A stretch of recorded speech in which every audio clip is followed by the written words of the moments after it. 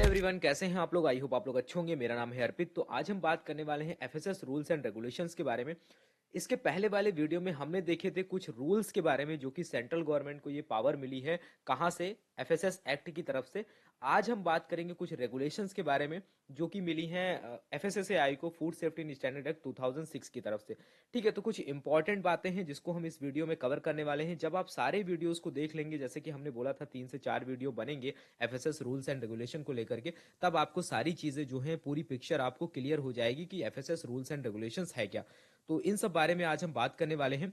Video को start करने से पहले यार छोटा सा रिक्वेस्ट है, अगर आप चैनल पर नए हो तो प्लीज यार चैनल को सब्सक्राइब कर देना, ऑल नोटिफिकेशन बेल को जरूर ऑन कर देना, जिससे आपको नेक्स्ट वीडियो का नोटिफिकेशन मिल जाएगा। इसके साथ ही साथ आप हमारे टेलीग्राम चैनल को ज्वाइन कर सकते हो, टेलीग्राम पेज को फॉलो कर सकते हो। इसके साथ ही साथ आप हमारे इंस्टाग्राम पेज से जुड़ सकते हो। इसके साथ ही साथ आप हमें फेसबुक पे भी फॉलो कर सकते हो। ठीक है, ये कुछ मेरे बारे में है, आप इसे देख सकते हो। तो चलिए आज का टॉपिक जो है हम स्टार्ट करते हैं। इसके पहले वाले वीडियो में जैसा कि हमने देखा था कि सेंट्रल गवर्नमेंट के पास में कुछ पावर्स हैं, कुछ रूल्स बनाने की, तो उसके बारे में हमने देखा था। लेकिन आज हम इस वीडियो में देखेंगे रेगुलेशंस के बारे में, जो कि कौन बनाता है, एफएसएसएआई के पास में ये पावर है। ठीक है, तो रूल्स के बारे में हमने पिछले वाले वीडियो में देखा था, रेगुलेशंस के बारे में आज हम इस वीडियो में देखेंगे। ठीक है, तो जैसा कि हमने पिछले वीडियो में भी थोड़ा सा बात करी थी कि ये जो एफएसएस रूल्स एंड रेगुलेशन है, इसको फिनिश करेंगे हम। एक वीडियो में हमने बात करी रूल्स के बारे में, आज हम इस वीडियो में देखेंगे थोड़ा सा रेगुलेशंस के बारे में। ठीक है, उसके बाद में जो नेक्स्ट वीडियो बनेगा उसमें हम देखेंगे कि जो इसका रेगुलेशन का एक एग्जाम्पल है, food safety and standards licensing and registration of food businesses regulation 2011, जिसको FSR 2011 भी बोलते हैं। ठीक है, तो इसके बारे में हम देखेंगे, थोड़ा डिटेल में समझेंगे नेक्स्ट वीडियो में। तो आज के इस वीडियो में जो हम बात करने वाले हैं, हम बात करेंगे रेगुलेशंस के बारे में। ठीक है, तो जो हम पढ़ेंगे food safety and standard regulation के बारे में। तो जैसा कि पिछले वीडियो में भी हमने बात करी थी, जो 3 टर्म है आपके सामने आते हैं, एक है एक्ट, एक है रूल्स और एक है रेगुलेशन। जैसा कि हमने पिछले वीडियो में जो बात करी थी, ये हमने बात करी थी कि जो एक्ट होता है उसको पार्लियामेंट बनाता है। तो पार्लियामेंट के पास में ये पावर होती है, लोकसभा, राज्यसभा, उसके बाद में प्रेसिडेंट जब इस पे साइन कर देते हैं बिल पे, तो ये बन जाता है एक्ट। ये सारी बातें हम देख चुके हैं। उसके बाद में जो रूल्स है, रूल्स बनाने की पावर जो है वो food safety and standard act 2006 के सेक्शन नंबर 91 में दी गई है कि सेंट्रल गवर्नमेंट को ये कुछ पावर्स दी गई हैं जिसको लेकर के वो रूल्स बना सकते हैं। ठीक है, उसके बाद में जब हम food safety and standard act 2006 को पढ़ेंगे तो आप देखेंगे कि उसमें टोटल 101 सेक्शन है, लेकिन सेक्शन नंबर 92 जब हम पढ़ते हैं तो सेक्शन नंबर 92 में लिखा हुआ है कि कुछ पावर्स हैं रूल्स रेगुलेशंस बनाने की, जो की दी गई हैं फूड अथॉरिटी को। तो फूड अथॉरिटी के पास में क्या क्या पावर्स हैं रेगुलेशंस बनाने के लिए, उसके बारे में हम बात करेंगे। ठीक है, तो जो एफएसएसएआई है उसके पास में कौन कौन सी पावर है, कौन कौन से पॉइंट हैं जिसको लेकर के वो रेगुलेशन बना सकते हैं, इस वीडियो में हम देखेंगे। ठीक है, सारी चीजों को आप अच्छे से समझिएगा। थोड़ा सा मतलब कॉम्प्लिकेटेड हो जाता है रेगुलेशंस को समझना अगर आप अच्छे से चीजों को नहीं समझते तो जैसा कि हमने बात करी, according to section number 92 of food safety and standard act 2006। ठीक है, तो उसमें जो है एक पॉइंट है सेक्शन नंबर 92, वहां पर दिया गया है power of food authority to make regulation. पहले वाले में हमने देखा था रूल्स और रेगुलेशन दोनों में ही डिफरेंस है। तो रूल्स बनाने की जो पावर है वो है सेंट्रल गवर्नमेंट के पास में, और रेगुलेशन बनाने की जो पावर है वो है फूड अथॉरिटी के पास में। तो जो फूड अथॉरिटी है वो कौन है, वो है एफएसएसएआई। ठीक है, जो कि एक देखा जाए तो सिंगल रेफरेंस पॉइंट है फूड सेफ्टी और स्टैंडर्ड को लेकर के ऑल ओवर कंट्री के अंदर में। ठीक है, तो यहां पर देखो लिखा हुआ है, the food safety and standard act 2006 under section 92 provides that the food authority may, with the previous approval of central government, ठीक है, and after previous publication by notification, make regulations consistent with this act and the rules made thereunder to carry out the provision of this act. Such rules may provide for all or any one of the following matter. आगे हम कुछ point देखेंगे, उनमें से FSSAI चाहे तो सभी पर, या फिर उसमें से कुछ पॉइंट्स पे वो चाहे तो रेगुलेशंस बना सकते हैं। ठीक है, इस पूरे स्टेटमेंट में यही लिखा हुआ है, जैसा कि हमने पहले बताया था कि एक होता है एक्ट। तो एक्ट जो है 2006 एक्ट है, वहीं से मिली है सेंट्रल गवर्नमेंट को पावर। फिर सेंट्रल गवर्नमेंट क्या करेगा, कुछ नोटिफाई करके अपनी जो अथॉरिटी है यानी कि एफएसएसएआई है उसको कुछ पावर्स देता है जिससे वो रेगुलेशंस बना सकते हैं। ठीक है, तो सबसे पहले आ जाता है एक्ट, एक्ट के बाद में आ जाता है हमारा सेंट्रल गवर्नमेंट, सेंट्रल गवर्नमेंट के बाद में आ जाता है हमारा अथॉरिटी यानी कि फूड अथॉरिटी, जो कि है एफएसएसएआई। तो सबसे सुपीरियर कौन है? एक्ट है, एक्ट के बाद में सेंट्रल गवर्नमेंट है, सेंट्रल गवर्नमेंट के बाद में अगर बात करें तो एफएसएसएआई है, ठीक है। तो देखते हैं वो कौन कौन से पॉइंट हैं जिसको लेकर के जो एफएसएसएआई है वो रूल्स रेगुलेशंस बना सकता है, ठीक है।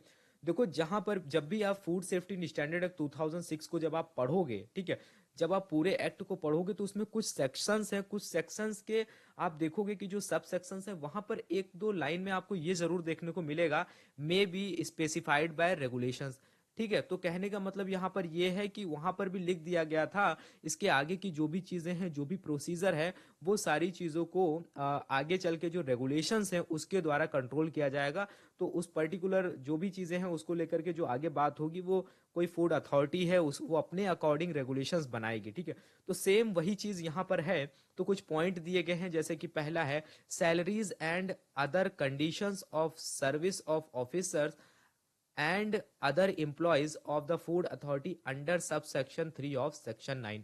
तो सेक्शन नंबर 9 जब फूड सेफ्टी स्टैंडर्ड एक्ट 2006 का आप पढ़ोगे तो वहां पर जो फूड अथॉरिटी है उसके कुछ ऑफिसर्स और जो कंडीशंस ऑफ सर्विस या फिर सैलरीज के बारे में वहां पर बात करी गई है। तो उसको लेकर के जो भी रेगुलेशंस बनाने हैं वो फूड अथॉरिटी बना सकती है, यहाँ पर दिया गया है, ठीक है। उसके बाद में जो पॉइंट नंबर बी है उसमें दिया गया है rules of procedure of transaction of businesses under sub section 5 of section 11।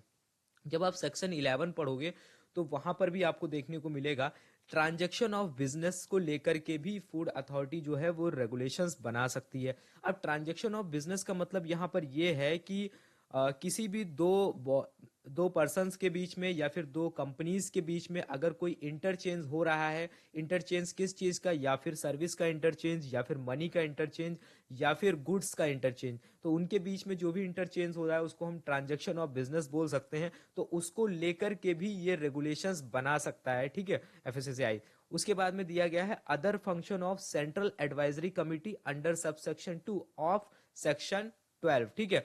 तो उसमें आप देखेंगे कि जो function of central advisory committee है उसको लेकर के भी ये रेगुलेशंस बना सकते हैं। उसके बाद में दिया गया है डी पॉइंट में प्रोसीजर ऑफ साइंटिफिक कमिटी, ठीक है, scientific committee and scientific panels under sub section 4 of section 15, ठीक है। तो उसको लेकर के जो भी प्रोसीजर है उसको देखो, जब एक्ट बना है तो एक्ट में देखा होगा आपने बहुत सारी चीजें जो है मतलब पॉइंट वाइज दिए गए हैं, लेकिन उसमें प्रॉपर तरीके से ये नहीं देखा लिखा गया है कि ग्राउंड लेवल पे अगर कुछ काम होगा, कोई कमिटी बनेगी या फिर कुछ भी होगा आगे, तो सारे स्टैंडर्ड्स जो बनाए जाएंगे उस टाइम पे क्या क्या बातें हैं जो ध्यान में रखनी है या कैसे उनको कंट्रोल करना है, सिंपल लैंग्वेज में बोले तो उसको लेकर के जो एफएसएसएआई है वही रेगुलेशंस बनाएगा और वही उसको फॉलो भी करेगा, ठीक है।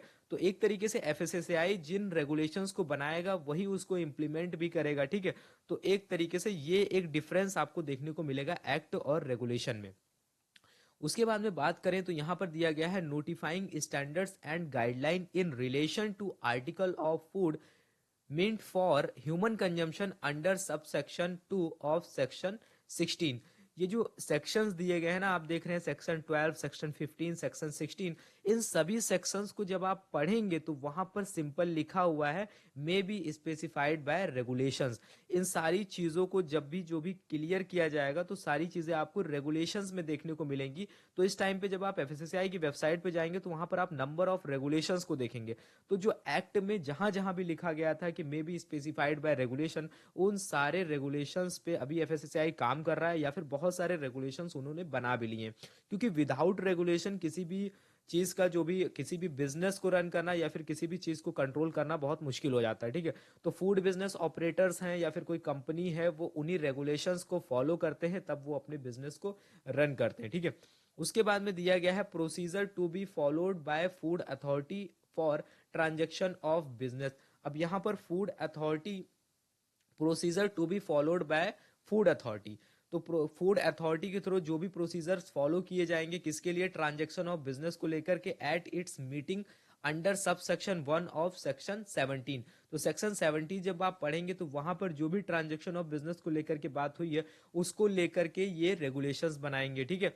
फिर यहाँ पर दिया गया है मेकिंग और amending regulations in view of urgency concerning food safety और public health under clause D of sub section 2 of section 18, ठीक है। जब आप सेक्शन नंबर 18 पढ़ेंगे तो वहां पर आप देखेंगे कि जो general principle to be followed in administration of act, ठीक है, जो भी एक्ट है, एक्ट का जब एडमिनिस्ट्रेशन होगा तो वहां पर देखो कुछ चीजें दी गई हैं। सब सेक्शन 2 जब आप पढ़ेंगे सेक्शन नंबर 18 का, तो वहां पर कुछ रिस्क मैनेजमेंट के बारे में बात करी गई है। तो जो पब्लिक हेल्थ है उसका ध्यान रखना है, बहुत सारी चीजें, क्योंकि इस जो सेक्शन है, सेक्शन का नाम ही है general principle to be followed in administration of act, यानी कि जो एक्ट है जब उसको इम्प्लीमेंट किया जाएगा, जब उसको इन्फोर्समेंट किया जाएगा उसका, उस टाइम पे कुछ बातें हैं जो पब्लिक हेल्थ को आपको ध्यान में रखना है, उन सब के बारे में जो भी रेगुलेशंस हैं वो food safety and standard authority of India बनाएगी, ठीक है। उसके बाद में यहाँ पर दिया गया है कि limits of additives under section 19, ठीक है। अब देखो सेक्शन 19 में कुछ एडिटिव्स के बारे में बात करी गई है हमारे food safety and standard act 2006 में, लेकिन वहां पर ये नहीं मेंशन है कि लिमिट कितनी होगी, क्या स्टैंडर्ड्स रखना है एडिटिव्स का। तो ये सारी जो चीजें हैं ये टाइम टू टाइम जो एफएसएसएआई है उसके पास में ये पावर है कि वो रेगुलेशंस बनाएंगे। आगे चल के उनको कुछ चेंजेस करने होंगे तो भी वो चेंजेस भी कर सकते हैं, उसमें कुछ अमेंडमेंट भी कर सकते हैं, अपने स्टैंडर्ड्स जो हैं उनको चेंज भी कर सकते हैं। तो ये सारे काम किसमें होंगे, ये सब जो नोटिफाई होगा रेगुलेशंस के थ्रू होगा। उसके बाद में आई पॉइंट में दिया गया है limit of quantities of contaminants, toxic substances and heavy metals etc under section 20। अब सेक्शन 20 जब आप पढ़ोगे तो वहां पर कंटामिनेंट्स और टॉक्सिक सब्सटेंसेस के बारे में बात करी गई। वहां पर भी लिमिट्स के बारे में नहीं बताया गया कि एक्चुअल में लिमिट कितनी होनी चाहिए, उसमें भी लिख दिया गया है कि ये सारी चीजें रेगुलेशन में मेंशन करी जाएंगी। तो इसको लेकर भी जो एफएसएसएआई है वो रेगुलेशंस बना सकता है। उसके बाद में क्या है, टॉलरेंस लिमिट ऑफ पेस्टिसाइड्स और वेटनरी ड्रग्स, इन सब को लेकर भी क्या स्टैंडर्ड होना चाहिए, क्या लिमिट्स होनी चाहिए, इसके लिए भी एफएसएसएआई रेगुलेशन बनाएगा। फिर यहाँ पर है the manner of making and labelling of food under section 23। जब आप सेक्शन 23 पढ़ेंगे तो वहां पर फूड लेबलिंग और पैकेजिंग के बारे में बात करी गई है, ठीक है। लेकिन वहां पर भी नहीं लिखा गया है कि जो लेबलिंग और पैकेजिंग होगी उसको लेकर के किसी फूड बिजनेस ऑपरेटर को क्या क्या चीजें ध्यान रखनी है। पर्टिकुलर अगर कोई फूड है, फूड के ऊपर का जो रैपर है उस पर क्या क्या चीजें इंपॉर्टेंट है जो मेंशन होनी चाहिए, न्यूट्रिशन लेवल वगैरह, तो उन सबको लेकर के जो रेगुलेशंस है वो भी एफएसएसएआई बनाएगा, ठीक है।